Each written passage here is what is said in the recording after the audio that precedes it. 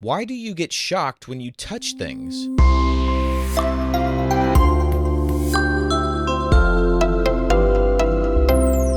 Hi, welcome to Curious Kids Every Day. I'm Josh. How are you doing today? It's so good to hear from you. Hey, have you ever touched something and gotten shocked? Ow!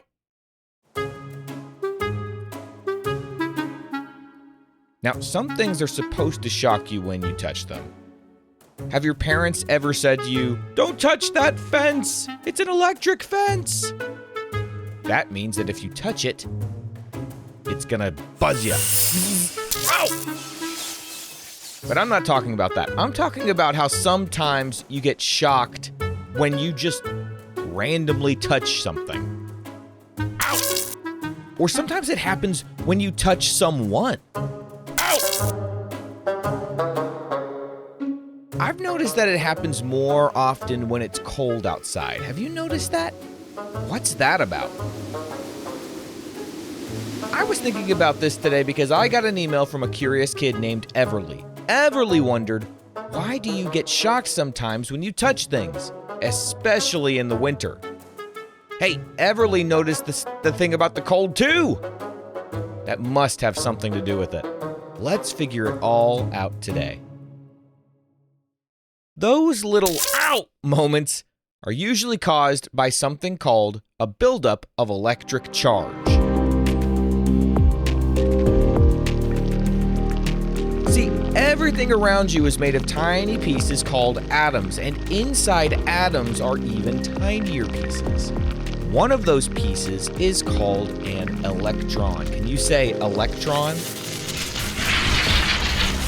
Electrons have a special kind of electric property. You can think of electrons like a tiny little bead that can move from one object to another.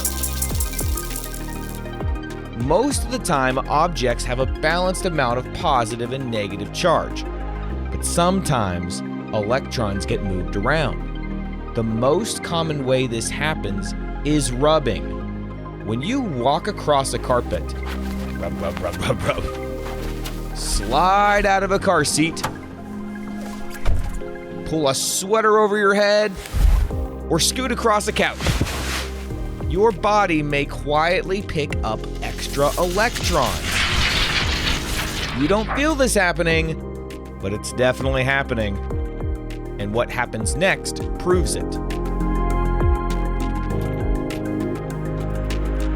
See, different materials hold on to electrons in different ways. Some materials let electrons move easily. These are called conductors. Can you say conductors? Have you ever noticed that you're more likely to get shocked by metal objects, like a doorknob or a car door? That's because metal is a great conductor.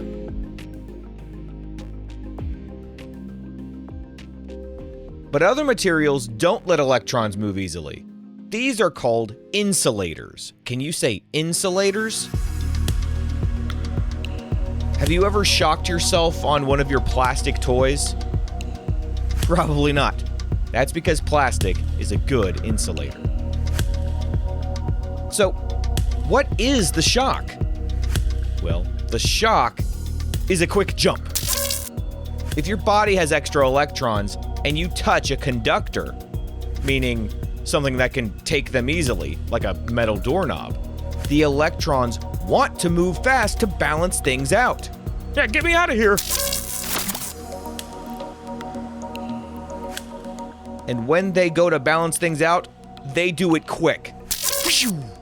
That sudden rush is a tiny electric current, and your body feels it. Ow! Sometimes you even see a tiny spark, right? Have you ever actually seen a tiny little spark when you get shocked? Sometimes if you're in a dark room when it happens, you can notice it. That spark is the air briefly helping electrons hop across a small gap. Come on, we can make the jump! Ah, we did it!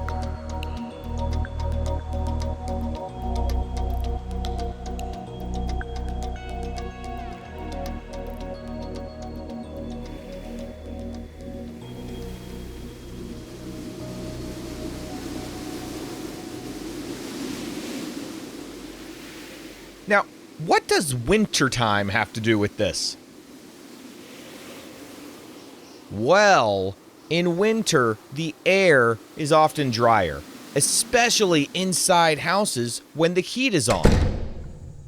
Moisture in the air is what helps electrons move around and stay balanced. So when the air is drier, it's harder for those electrons to move around and they get built up. This is why you get shocked more often when it's cold outside and the air is dry inside. That buildup just becomes so great that... Ow!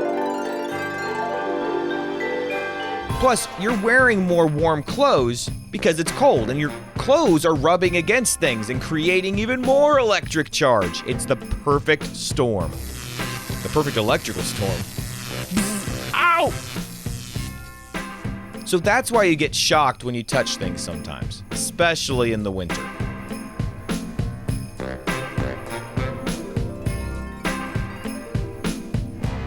You know, if you shuffle your feet on carpet in a dark room and then touch a doorknob, you might actually see that tiny flash.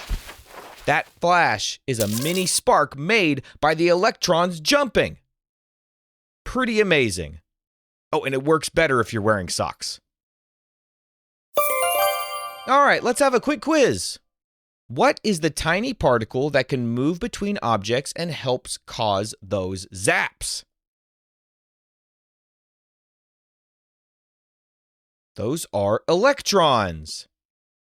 And what kind of material lets electrons move easily, like many metals do? What do we call that kind of material? We call it a conductor. And what kind of material does not let electrons move easily, like rubber or plastic? We call that an insulator. Let's play true or false. True or false? You usually get shocked because your body built up extra charge before you touched something. Yep, that's true. True or false? Metal doorknobs can cause more zaps because metal is a good conductor. Yeah, that's true too. True or false? Humid air usually makes those zaps happen more often. Nope, that's false. Moisture in the air actually helps the electrons leak out more gradually, so you don't actually feel the charges. But when the air is dry and it's much harder for those electrons to move easily, they build up. And then when you touch a good conductor, we're out of here, let's go! Ow! Would you rather get a big shock every hour for a week or 100 small shocks every day for a week? I guess it depends how big that big shock is going to be. I think I'll go with the 100 small shocks because I know what a small shock feels like. It's not too bad. I'll go with the 100 small shocks every day for a week. All right, let's play a round of What Am I? What am I? I am a tiny particle inside atoms. I can move from one object to another when things rub. And when lots of me move suddenly, you can feel a zap. What am I? I am an electron. All right, I'm going to name a couple of choices, and you tell me which one is more likely to cause a zap. Are you ready? All right, here are the two options. Sliding across a car seat and then touching the metal door, or gently touching a wooden table. Yeah, definitely sliding across a car seat and touching the metal door. Have you ever been buzzed by a wooden table? I would say wood is probably a good insulator. All right, here's another one. How about walking on carpet in socks or walking on tile in bare feet? Definitely walking on carpet in socks. What about touching a metal handle or touching a rubber handle? Well, which one of those two is a good conductor? Touching a metal handle. Metal helps electrons move easily. And what about this? A super dry room or a more humid room? Which one are you more likely to get a zap in? Definitely a super dry room. Those electrons love to have moisture in the air, and when they don't, they build up until you touch a good conductor, and then well, if you get a shock, it usually means your body collected extra charge while you were moving around. And then you touched something that gave the charge a fast pathway to spread out and balance. Winter makes it happen more because indoor air can be dry, and dry air does not help charge leak away easily. Next time it happens, see if you can be a detective. Were you on carpet? Wearing a sweater? Sliding out of the car? What was the first thing you touched? Was it metal? I bet you can figure it out. What kind of question do you think we'll ask tomorrow on Curious Kids Every Day? I can't wait to find out. So until then, keep asking questions and stay curious, kids.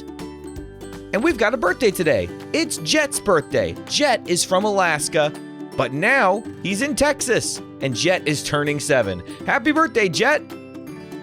To all the grown-ups listening, if your curious kid wants their birthday mentioned on the show, please visit supportcuriouskids.com and join the Curious Kids Club. That's supportcuriouskids.com.